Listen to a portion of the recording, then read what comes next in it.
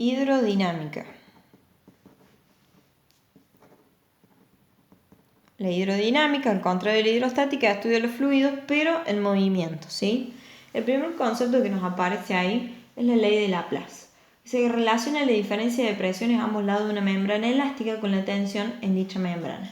Si es una membrana esférica, por ejemplo un glóbulo rojo, ¿sí?, la presión interior menos la presión exterior es igual a 2 veces la tensión sobre el radio. Esos datos se los van a dar, le van a dar datos de tensión y de radio. ¿Sí? Cuando el sistema es un tubo cilíndrico, por ejemplo, como dice ahí, vena y arteria, es la tensión sobre el radio. Dice PI menos PE se llama presión transmural y es la presión a través de la pared de un vaso sanguíneo. Ahora empezamos propiamente con la hidrodinámica, ¿sí? Y el primer concepto que aparece es el concepto de caudal, que el caudal se define como el volumen que pasa por unidad de tiempo. El volumen puede estar en metros cúbicos sobre segundo, el tiempo, o centímetros cúbicos sobre segundo. Generalmente yo voy a ver todo en cañerías, tubos, venas. Yo tengo que tener en cuenta una cosa. Que si es una cañería, un tubo, la superficie, ¿sí?, siempre es pi por radio al cuadrado, porque es un círculo, ¿sí? Si yo a eso quiero saber el volumen, es pi por radio al cuadrado por la altura o distancia, que es lo mismo, ¿sí? Esta es la superficie. Yo siempre que quiero sacar un volumen de cualquier cuerpo siempre es superficie por altura o superficie por distancia. Entonces, lo que va a variar es cómo yo voy a sacar la superficie en cada uno de los cuerpos. Acá voy a trabajar siempre generalmente con tubos, cilindros, mangueras.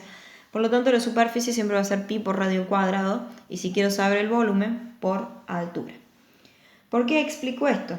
Porque como caudal era volumen que pasa en el tiempo, yo termino ahí haciendo un par de deducciones y me queda esta fórmula, que caudal es superficie por velocidad. Esa V que tienen ahí chiquita es de velocidad.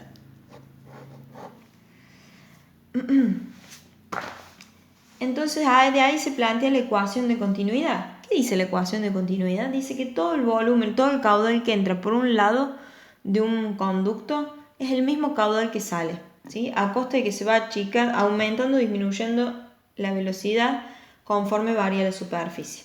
Entonces, como ahí tiene el dibujito, yo tengo esto así, todo el caudal que entra tiene que ser igual a todo el caudal que sale. O sea, Q1 tiene que ser igual a Q2. Por lo tanto, superficie 1 por velocidad 1 es igual a superficie 2 por velocidad 2.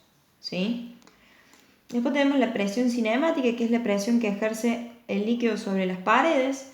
¿Sí? Ahí la tienen, es un medio densidad por la velocidad al cuadrado. Es solamente esa fórmula, es la que van a subrayar. Las otras son deducciones. Y tenemos como concepto la presión hidrodinámica, que la presión hidrodinámica es la suma de la presión hidrostática. Esta es la presión hidrodinámica. La hidrostática que vimos en la unidad anterior, o sea, densidad por gravedad por altura, ¿sí?, más la presión cinemática, que es la que vimos recién, un medio de la densidad por la velocidad al cuadrado.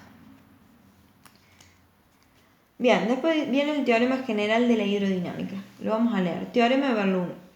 Tiene en cuenta que la presión en un punto interior del fluido cambia cuando se modifica la rapidez del fluido, es decir, cambia cuando se modifica la velocidad. La ecuación de Bernoulli establece las consecuencias del principio según el cual el trabajo que se hace sobre un fluido cuando fluye de un sitio a otro es igual a la variación de su energía cinética. De ahí ustedes qué tienen que saber y qué fórmula tienen que emplear. Le van a hacer un recuadro grande a esta fórmula, que es la que necesitamos. pH1, que ya les voy a explicar qué es, más, ahí tienen un medio, yo me equivoqué acá, densidad, velocidad 1 al cuadrado, más densidad por gravedad por altura 1, es igual a pH2 más un medio, densidad por velocidad 2 al cuadrado, más gravedad por densidad por altura 2. ¿Sí? A esa fórmula recuadran y esa es la que vamos a usar. Esto que tenemos acá se llaman presiones absolutas.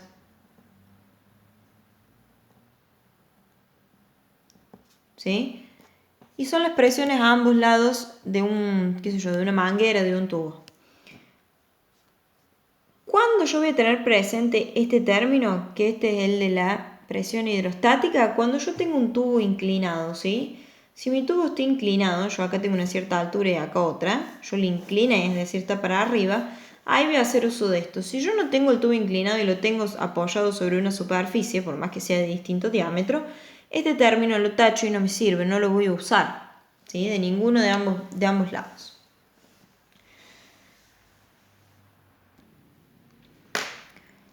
Bueno, y vamos a ver, nos vamos a introducir en el concepto de viscosidad. ¿Sí? Dice: el perfil de movimiento de un líquido de alta viscosidad dentro de una cañería se muestra en la figura. ¿Sí? La viscosidad es cuán espeso es un líquido. ¿Sí? La fuerza resultante de su movimiento responde a, ahí tiene una fuerza, la fórmula que a ustedes les importa y la que van a subrayar es esta, que dice que viscosidad, que se nombra con el letra N, es fuerza por distancia dividido superficie por velocidad. Ahí tienen las unidades: Newton por segundo sobre metro cuadrado, que es igual al pascal sobre segundo. En el MKS y en el CGS es la varia por segundo, que se llama poids. Un poids son 0,1 pascal por segundo y un pascal por segundo son 10 poids. Si los fluidos se mueven de diferentes maneras según el diámetro de la cañería. Cuanto menor es el diámetro, mayor será la velocidad y viceversa. De ello depende del tipo de flujo, que puede ser laminar cuando la velocidad es pequeña o turbulento cuando es grande. Entonces ahí viene un concepto importante, que es el número de Reynolds. Y ese número de Reynolds es la densidad del líquido por la velocidad por el diámetro dividido n la viscosidad. Si el número de Reynolds es menor a 2000, no tiene unidades, ¿sí?